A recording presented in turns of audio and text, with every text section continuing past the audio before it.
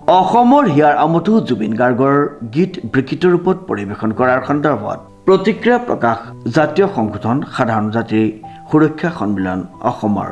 উল্লেখযোগ্য যে পশ্চিমবংগৰ শিল্পী মৰ্মিতা মিত্ৰই জুবিন গাৰ্গৰ নাম ব্যৱহাৰ কৰি অসমৰ বিভিন্ন সাংস্কৃতিক অনুষ্ঠানত গীত পৰিৱেশন কৰি ৰাইজৰ ৰসত পৰাৰ পিছত অসমৰ জ্যেষ্ঠ শিল্পী মহেন্দ্ৰ হাজৰিকা আৰু জনপ্ৰিয় কণ্ঠশিল্পী দীপান্বিতা ডেকাইও প্ৰাণৰ শিল্পীগৰাকীৰ গীত বিকৃত ৰূপত পৰিৱেশন কৰাৰ সন্দৰ্ভত গুৰুত্বপূৰ্ণ অভিযোগ আনি গভীৰ উদ্বেগ প্ৰকাশ কৰিছে সাধাৰণ জাতি সুৰক্ষা সন্মিলন অসম কেন্দ্ৰীয় সমিতিৰ মুখ্য সম্পাদক অমিত কুমাৰ শৰ্মাই। সাধাৰণ জাতি সুৰক্ষা সন্মিলন অসম কেন্দ্ৰীয় সমিতিৰ পৰা বিশেষভাৱে প্ৰতিক্ৰিয়া প্ৰকাশ কৰি এটা কথা ক'ব বিচাৰিছোঁ। আমাৰ পশ্চিমবংগৰ সংগীত শিল্পী মৰ্মিতা মিত্ৰই জুবিন গাৰ্গৰ নাম ব্যৱহাৰ কৰি সংগীতানুষ্ঠান পৰিৱেশন কৰাৰ বাবে বিভিন্ন মঞ্চত এই কথাটো আমাৰ অসমবাসী ৰাইজৰ বা আমাৰো পৰিলক্ষিত হৈছে। সেইবাবে আমি বিভিন্ন অনুষ্ঠান আমাৰ অসমবাসী বিভিন্ন অনুষ্ঠান মৰ্মিতা মিত্ৰৰ সংগীতানুষ্ঠান আমি বৰ্জন কৰিছোঁ। কিন্তু তাৰ সমান্তৰালকৈ আমি এতিয়া দেখিবলৈ পাইছোঁ আমাৰ অসমৰে জ্যেষ্ঠ সংগীত শিল্পী মহেন্দ্ৰ হাজৰিকা, জনপ্ৰিয় কণ্ঠশিল্পী দীপান্বিতা ডেকা, এই দুয়োগৰাকী শিল্পী আমাৰ অসমৰ আমাৰ নিজৰ শিল্পী। এই দুয়োগৰাকী শিল্পীয়ে আমাৰ অসমৰ হিয়াৰ আমঠু জুবিন গাৰ্গৰ গীত বিকৃত ৰূপত পৰিৱেশন কৰি নিজৰ সংগীত অনুষ্ঠানত বিকৃত ৰূপত পৰিৱেশন কৰা আমাৰ পৰিলক্ষিত হৈছে। আমি এইখিনিতে সাধাৰণ জাতি সুৰক্ষা সন্মিলন অসম কেন্দ্ৰীয় সমিতিয়ে উদ্বেগ প্ৰকাশ কৰি ক'ব বিচাৰিছোঁ যে মৰ্মিতা মিত্ৰক আমি সংগীত শিল্পী, তেখেত পশ্চিমবংগৰ পৰা আহি অসমত সংগীতানুষ্ঠান কৰিছে। কিন্তু এই দুয়োগৰাকী শিল্পী আমাৰ জ্যেষ্ঠ শিল্পী, আমাৰ আদৰৰ শিল্পী, এই দুয়োগৰাকী শিল্পীক অসমবাসী ৰাইজে অশেষ মৰম দিছে। অশেষ আপোনালোকৰ বিভিন্ন অনুষ্ঠান তেওঁলোকে পাইছে, ওপৰলৈ উঠি গৈছে।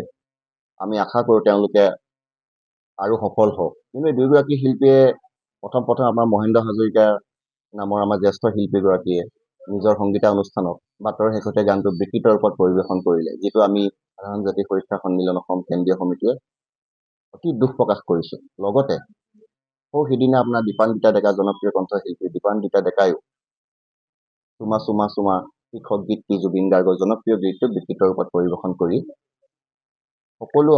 বিকৃত ৰূপত পৰিৱেশন কৰা সকলো ৰাইজে দেখিবলৈ পাইছে। এইখিনিতে আমি ক'ব বিচাৰোঁ যে মৰ্মিতা মিত্ৰক লৈ যিমান বিতৰ্ক হৈছিলে তাক আমি অসমবাসীয়ে বৰ্জন কৰিছিলোঁ তেওঁৰ সংগীতানুষ্ঠান। সেইদৰে আমি মহেন্দ্ৰ হাজৰিকা আৰু দীপান্বিতা ডেকা এই দুয়োগৰাকী শিল্পীও, যিহেতু তেওঁলোক আমাৰ অসমৰ নিজৰ শিল্পী, সেইসকলে এই জুবিন গাৰ্গৰ গীত বিকৃত ৰূপত পৰিৱেশন কৰাৰ বাবে আমি সাধাৰণ জাতি সুৰক্ষা সন্মিলন অসম কেন্দ্ৰীয় সমিতিয়ে গভীৰ উদ্বেগ প্ৰকাশ কৰিছোঁ। আৰু আমি এইখিনিতে জনাব বিচাৰোঁ যে আমি শিৱসাগৰ নগৰৰ মাজমজিয়াত আমাৰ সাধাৰণ জাতি সুৰক্ষা সন্মিলন অসমৰ সৌজন্যত অনুষ্ঠিত হোৱা বহাগী উৎসৱ উদযাপন সমিতিয়ে আমি আগন্তুক সময়ত যিসকল শিল্পীয়ে জুবিন গাৰ্গৰ গীত বিকৃত ৰূপত পৰিৱেশন কৰিব বা পৰিৱেশন কৰিবলৈ চেষ্টা কৰি জুবিন গাৰ্গক অপমানিত কৰাৰ চেষ্টা কৰিব, যিহেতু জুবিন গাৰ্গৰ এতিয়াও অসমবাসী ৰাইজ জুবিন গাৰ্গৰ ন্যায় অপেক্ষাত আছোঁ আমি, সেই সকলো শিল্পীকে আমি আমাৰ বহাগী উৎসৱৰ অনুষ্ঠানত সম্পূৰ্ণৰূপে বৰ্জন কৰিম। আৰু এইটো আপোনালোকৰ চেনেলৰ যোগেদি আমি অসমবাসী ৰাইজক জনাইছোঁ যে যিসকলে জুবিন গাৰ্গৰ গীত বিকৃত ৰূপত পৰিৱেশন কৰিব নিজৰ সংগীতানুষ্ঠানত, আমি আগন্তুক সময়ত তেখেতসকলক আমাৰ বহাগী উৎসৱ অনুষ্ঠানত সম্পূৰ্ণৰূপে নিষিদ্ধ কৰিছোঁ বুলি আজি আপোনালোকৰ যোগেদিয়ে ঘোষণা কৰিম। ধন্যবাদ।